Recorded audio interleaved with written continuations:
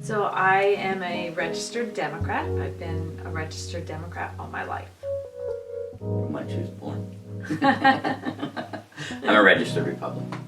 I identify myself as a Democrat. And I'm a libertarian. Democrat. And I'm a Republican. I vote Democratic. I've always been a Republican.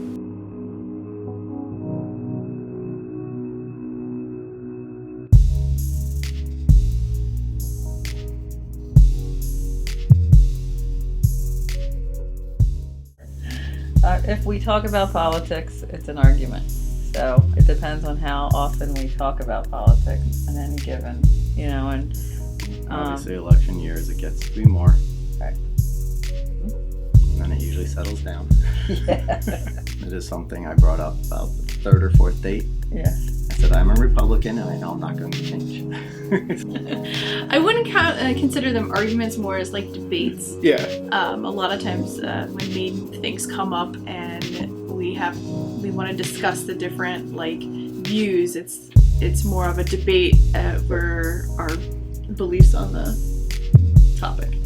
I'd say it's more around We the have dinner discussions. table. We have discussions, and I'd say because this past election was so heated, we got into even more than usual. He has some friends that are uber conservative, and I have some friends that are the opposite extreme. Most of our social circles have mixed. Have people from both. Yeah, and with that, because most of them are mixed, it's usually things aren't brought up. Sometimes it's important to talk with other people just so that you can hone your own ideas, so that you understand what the other position is, and either be prepared to counter it or say, hey, well, maybe I hadn't thought of it that way. If I get in an environment where I know there's very serious, active, liberal people, I just don't talk about politics. I think that's the safest road to take. And if other subjects come up, I think a lot of times I learn from them, and they maybe get a little bit something out of my perspective. The hardest thing for me is that we tend to try not to have a lot of political conversations because it doesn't always end well. The hardest thing for me is that our children haven't heard a natural discourse. He's a hunter and he has some guns in the house, and I don't like that at all. And he, bought Spencer a pellet gun for Christmas one year, which flipped me out. I watched multiple relationships fall apart, during this last election cycle. Because you are surrounded by all the political commentary and all the voting propaganda and everything when it comes to political ads. When you're really upset about something that you've heard on the news, you can't come home and vent, because obviously that's not going to end well. So or even if you come home and you're all excited about something you hear, it's the same. You can't come home and then gloat.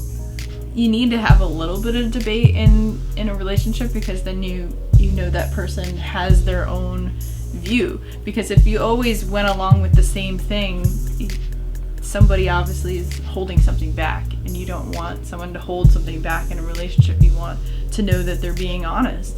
But yeah, if you have two or three things where you're on opposing sides, you're not going to make it. I don't see how. You can have different political ideals, but you can also we have a lot of things that are in common, like how we raise our children, what we figure, what our lifestyle is going to be. I certainly get a full description of the other side, which is fine, because I listen to NPR on the radio, very liberal talk radio. They have great news. I don't necessarily agree with some of the people they have on there, but I get to hear both sides that way. I find a lot of times households that were raised solely Republican or solely Democrat, the kid doesn't really, that's how I was raised, so I probably feel the same way. Just because mom thinks one way and dad thinks another should hopefully give him the idea that neither of us is necessarily right. Give him more of the option to choose what he thinks and not so much of how he was raised.